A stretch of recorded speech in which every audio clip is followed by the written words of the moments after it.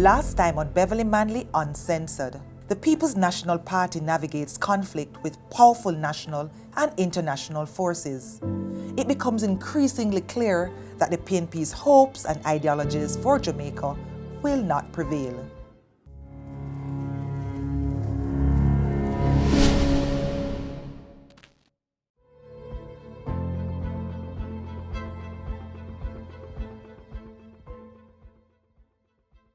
Beverley is disappointed because she is still a firm believer in the cause.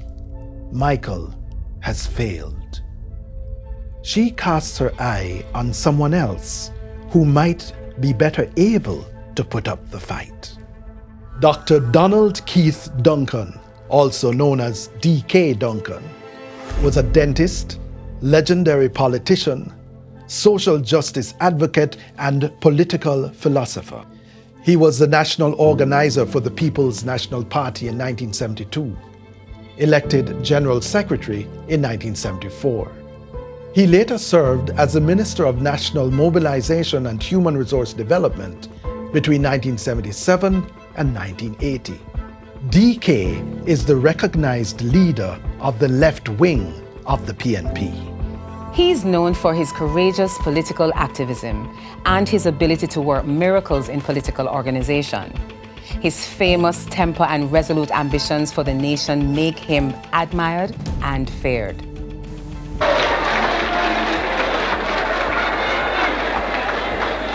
I intend on behalf of the People's National Party, on the instructions of the party leader and the executive, after he launches the election campaign today, to be on the road day and night, wherever I am supposed to go. And so for a long time, they won't hear from me because we're going underground.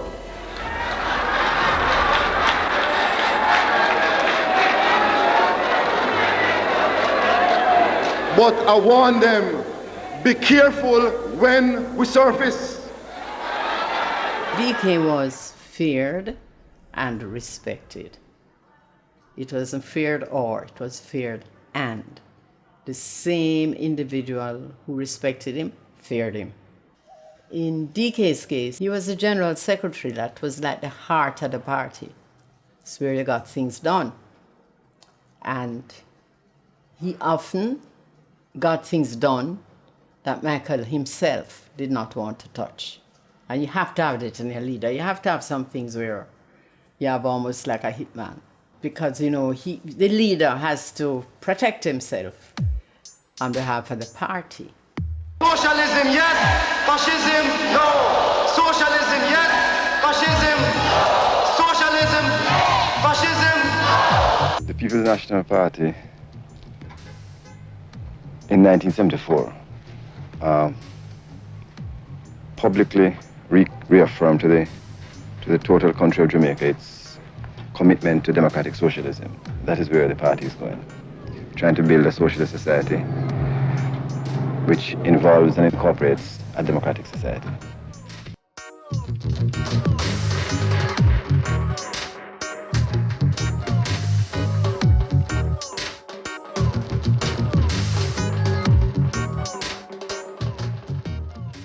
DK and Michael had a complicated relationship. Long before I came into the picture, they had problems working together, and he was his general secretary. There were ideological problems, there were things that DK would do, so Michael wouldn't have to do them. You know, they're always in a kind of wrangling. Suppose there was a protest downtown. The Prime Minister is not going to go down there to break it up. You have to have a man who you can send. Say, Duncan, I hear they're doing something down there, go and stop it.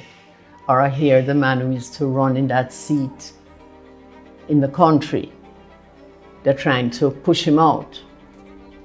And DK was very good at that because he was seen as a strong man with an army. So he'd go and sort that out and tell Michael everything's fine. So it got to the stage where some of the comrades thought he wanted to be leader. DK, I don't think DK ever had that ambition. But people felt that he wanted to overthrow Michael. And that is when he would have had a problem with the people because Michael was so loved. You know, so, I mean, he tells the story of some women attacked him. And shout, "One leader, one leader." Michael was traveling. My sister Shirley and I were in the house together, and he asked Maxine Henry Wilson, who he had had a long affair with, to call me and ask me to come to the party. DK is asking if you can come. The party was at her house, to a party at my house. She was even 5 minutes away from me. And I had no interest in him at all. So I said to Shirley, "Why? What? I wonder if he wants to have a meeting or something." And Shirley begged me not to go. She said, "Beverley, that man likes you. Don't go." And I said, "No, man, foolishness." I just thought that if he asked his girlfriend to ask me to come, that maybe he wanted me to, maybe he wanted something done. And she said, "It doesn't matter, don't go. I've seen him look at you." And I think she came with me. And when he danced with me, that's when I realized that something was up. Up to that point, he never entered my head as a lover. But the minute he held me, and I felt I was holding him, that was it. The bad boy image was one of the things that attracted me because he was so fearless. And it's like Michael was the opposite. Although he was having affairs, he was doing it in a decent way. DK had his people around him and all kinds of people. When he arrived, 30 people of a certain kind would swarm him. And I said, "But this is more like me. This is more like me. I understand this, I get this." Sit down on somebody's back step. Michael would never do that. His brother did it, but he never did. He wasn't that kind of person. And as the meeting is finished, Michael headed home. DK was staying the night with the masses. But that is how it started off, because we're training PNP workers. He loved to drive, really loved to drive. Driving together to Montego Bay, Negril, just the two of us in the car, and we just sat playing music, I remember one of the songs that we really loved, I don't know if you know it, A Little House in Negril. You know it? Still brings a smile to my face. Oh, a little house in Negril. Da da da dee, da da da. I mean, so sometimes we'd end up in the grill at Rick's. We're naughty. Oh, naughty. I was still married. He was still married. From a little cottage in Negril, I wrote these lines to you. Like Michael and Beverley, DK and Beverley also built a symbiotic relationship that is political, intellectual, and sexual. As a powerful femme fatale, she has conquered 2 alpha males. Beverley and DK's affair is complicated by the fact that DK is a close political ally of Michael and the husband of Beverley's friend, Grace Duncan. One of the things that we do as human beings, if you can hide something, there's a little thing in it. It's a human being thing. Afterwards, you may regret it, you may forgive it, but in the moment, it's almost like a detective story. Is anybody going to see me? Where are we going to meet? The phone calls, the hiding, the excitement of the moment. And then later on you realize, what are you doing? What were you doing? But that's where you were at that time. You see, once your life becomes values related, There are certain things you don't do. Like in my case, I couldn't do that again. Not just because I'm getting old, but I couldn't do that again. I'm not into till death do us part. My mother was into that and she really suffered. I don't know who wrote that, till death do us part. A lot of women, I don't know if it's a lot, but I know that one of the reasons women will cheat on like a husband is when they find out that the husband is cheating. Having the affair while I was in the marriage made me understand why men did it. Because I had such a good time. Made me more empathetic towards men.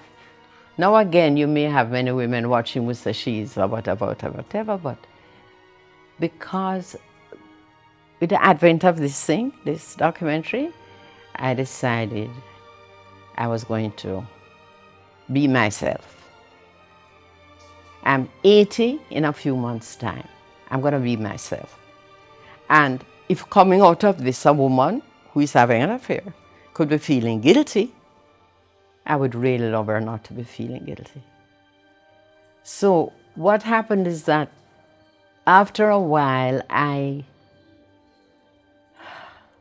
with a laugh, I'll say this. After a while, because I loved him, I still love him, Michael, I still love him, such a sweetheart. And then somebody sent him an anonymous letter to say, did you know that Beverley and DK are meeting every afternoon at such and such a place? And because he's the way he is, when he came home that night, he says, Beverley, I have a letter here. It's an anonymous letter. So normally I would not deal with it, but I had it checked. What he did, he had the place where we used to meet checked, which was a grassroots comrade's house. And she gave us a room so we could have somewhere to meet. And I said before I even read the letter, I've been dying to tell you. I've been dying to tell you, and I just couldn't tell you because it's going to hurt you. And I said it's true. And I can tell you how long it's been going on. I was always wanting to get to a stage where I wanted to tell him. And then I got up dramatically, I guess, and reached for my suitcase. He said, what are you doing? I said, I'm packing an overnight suitcase. He said, for what? I said, I can't stay after this. It's the end of the marriage. I cannot stay. I felt so guilty. But he took the suitcase away from me and said, you're not going anywhere. But I knew from that moment, it was the beginning of the end. I knew. He said that if I felt I had to continue with the affair, he would ask only that I stop meeting at the same place and that I be as discreet as possible until I got over it, for he knew I would get over it. An affair, he said, was hardly a reason to end a marriage. Whatever I had to sort out, he hoped I could sort it out within our relationship. He didn't want any more marriages. He had already made up his mind to grow old with me, and so the affair continued. Michael's approach did not have the effect he had intended. The more I got to know DK, the more I was sure that I wanted to spend the rest of my life with him. If I did not have DK, I don't think I could have left. I needed to have somebody standing with me. And he was also moved by the ideology because we didn't see where it was going. It's like you had to give up a lot of it and you watch people suffering and so on. And he was very, and there was a bare-faced, well, he was, DK. No fear. Michael saw with him, that's just too bad. I mean, he was just out there. The relationship was not a bed of roses because DK refused to leave Grace, even though Beverley left Michael. I used to leave DK very often. I broke up with him very often.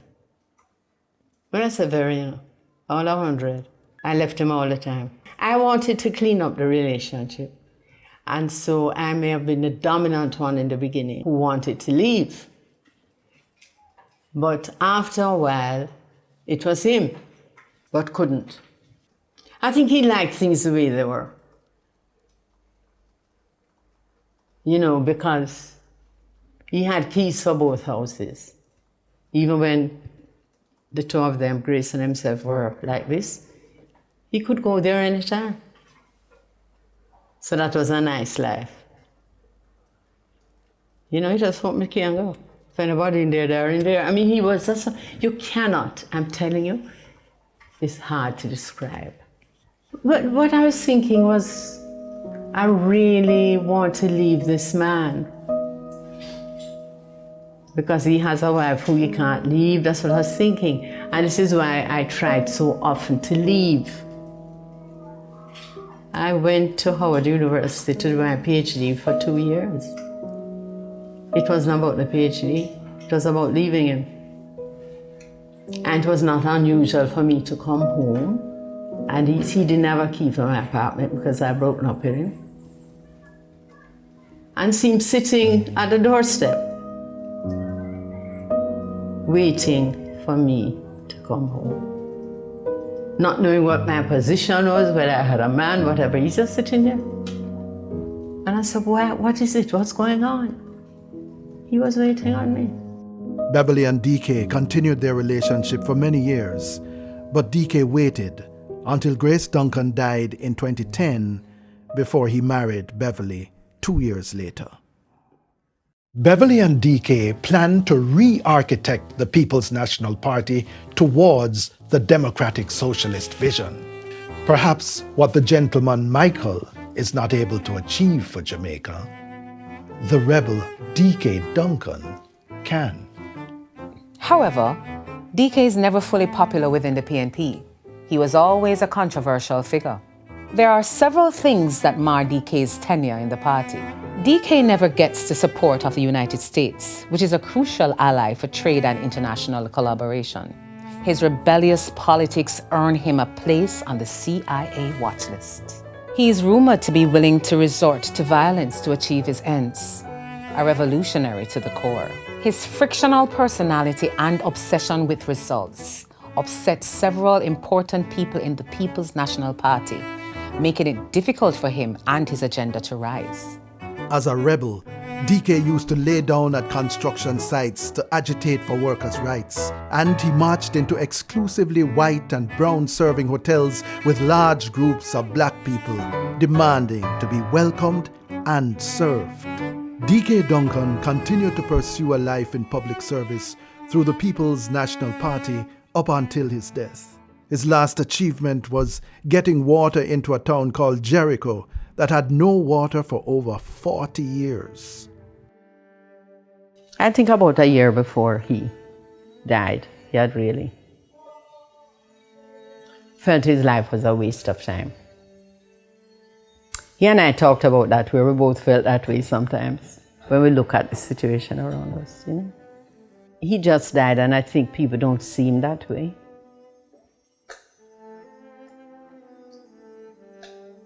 You'll probably say, Beverley lied, man, DK could have never said that.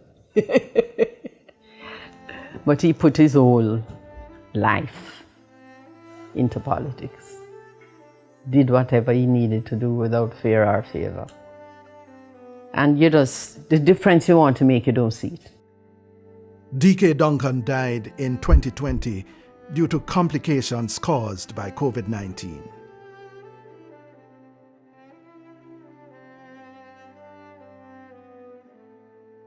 His daughters, Patricia Duncan Sutherland and Imani Duncan Price, also pursued careers in politics. The rest of his children and stepchildren, Keith, Donna, Nevada, Sheldon, David, and Josina, are also deeply involved in public service. You know the Gramps Morgan? When DK died, I played it every day. They played it at his funeral. Oh, yes. Yeah, yeah, yeah. Oh, yeah. Oh, If you give a little more than you take, it's just remind me of him. and if you try to fix more than you break, if you're the kind who takes the time to help a stranger in the rain, there's a place for people like you. Are made of gold.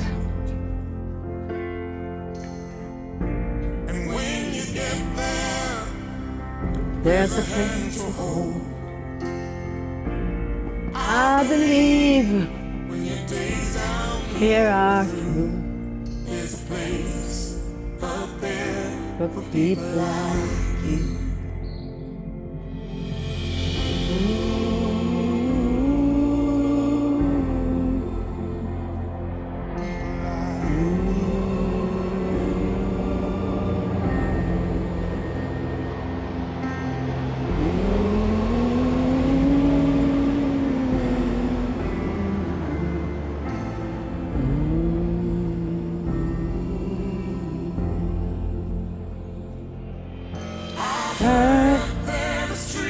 Are made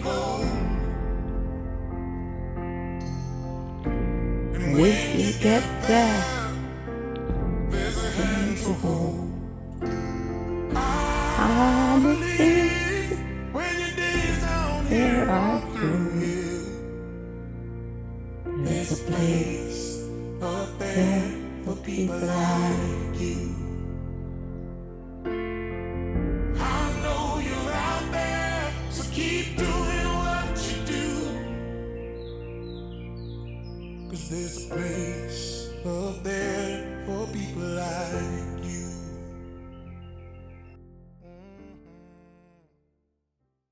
What I meant when DK died is that it's like he's a very powerful figure, and I listened to him. And sometimes when I listened to him, I was holding back, because he's probably one of the most experienced politicians in Jamaica, who has been hurt deeply because he stood up for certain principles and values and came to near death when he was poisoned.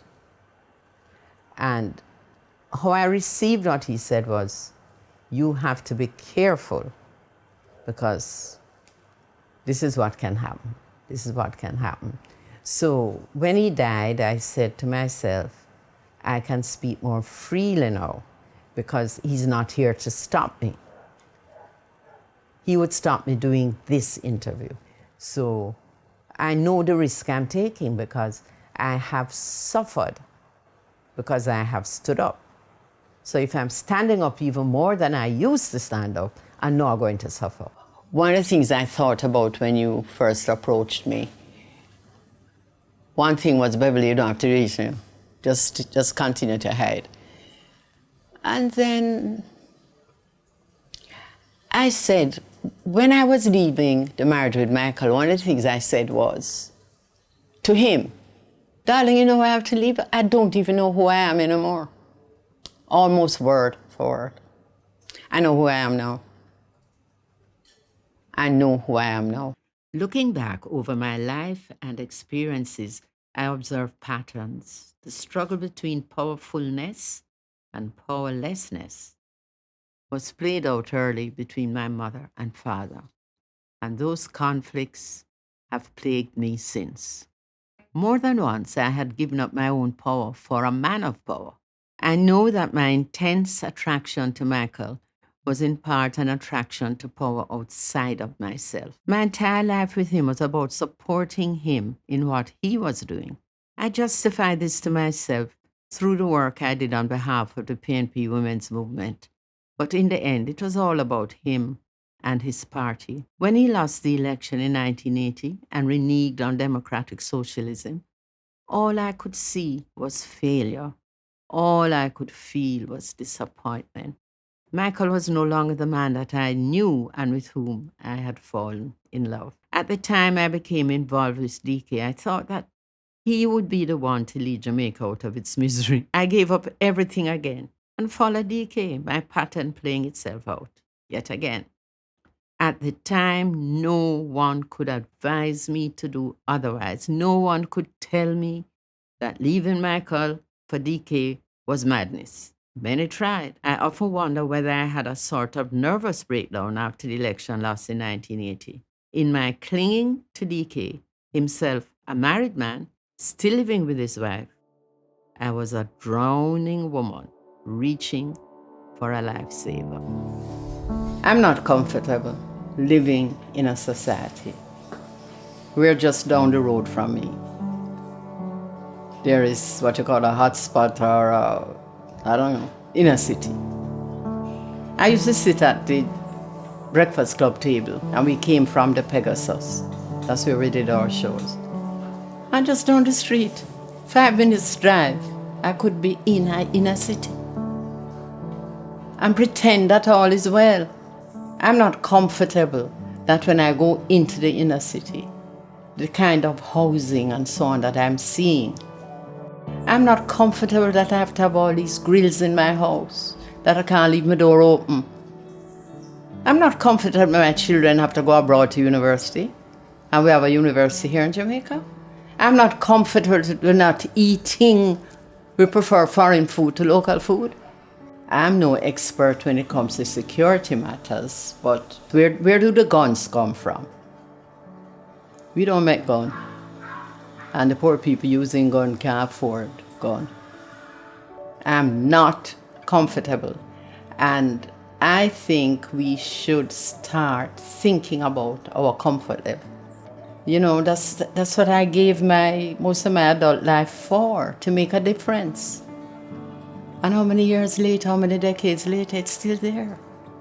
We have to find a way. What I see happening to women and children, I thought the position of women and children would be far better than what I'm seeing now. I mean, the domestic violence, sexual harassment, I never even thought that those things would be possible in 2021. So when you look back and you realize you made all the sacrifices and you did all the things you had to do, there comes a time when you ask yourself the question, what's the point? Should I stop now? Does this even make sense? But then you always come back to, as long as I have breath, I am going to do things to make a difference. Ask yourself, who still believes in a vision of Jamaica as a proud black nation standing on a foundation of social and economic justice for all? We find ourselves living with ongoing brain drain, a cynical populace, and low voter turnout. Have we already given up the dream as ludicrous and impossible? Many Jamaicans have made the choice to live as second-class citizens in faraway lands rather than stay home and build. Why? We need captains and soldiers in the cause. How shall we reignite a nation of believers?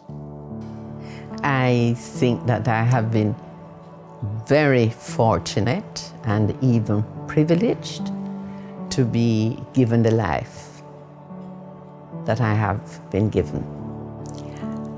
I have lived, or I should say I am still living, many lives. I was a teacher, a lecturer, advocate, feminist, and most of all, I recognized early the importance of how principles and values should lead my life, even when I went astray.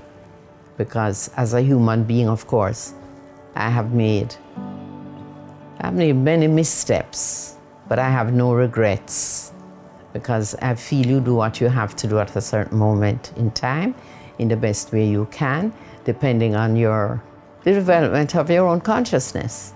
And when I got into the PNP, I got into an organization that was family. When I came out of it, I felt the loss of family. I really did. And as family, working together towards the same goals was the most exciting time of my life. So the question I think we need to ask now, who will take up the baton with a vision for Jamaica? Who will be responsible for building this nation? We are the ones we are looking for. Once we confront our past, we can move forward with the wisdom of the elders. Their time may be passing, but please don't forget what they have taught us, and never, ever lose the passion and fire to commit to building a Jamaica that Michael, DK, and Beverley knew was possible. It's our journey now. Over to you. It's amazing that at my stage in life,